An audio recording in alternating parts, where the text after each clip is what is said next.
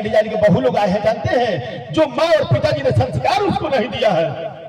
आज बहू बन के घर में आई है, जानते हैं क्या करती है? सास को पैर दबा रही है। इतना पैर दबाते दबाते दबाते वो पहुंच गई कहां पर? अंगुली के पास में। इतना ना कोस के अंगुली को पड़का दिया कि अंगुली क्रिक कर गया। क्या हुआ?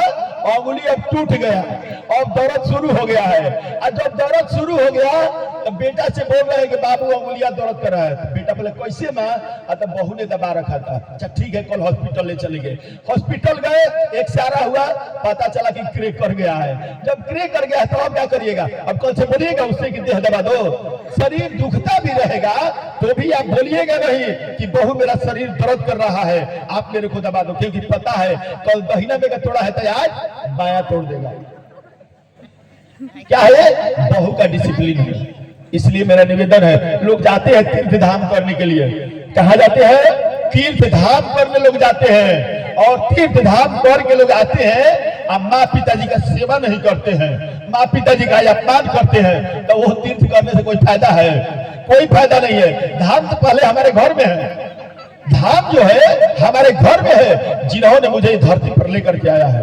माँ और पिताजी यहीं पर मौजूद है। सबसे पहले माँ पिताजी का सेवा महान है, इसके बाद में हम धाम करेंगे तो उसका फल मुझे प्राप्त होगा। तो लोग क्या करते हैं? माँ पिताजी का सेवा नहीं करेंगे और धाम पर घूमते रहेंगे। घूमते रहिए, उससे क्या फर्क है?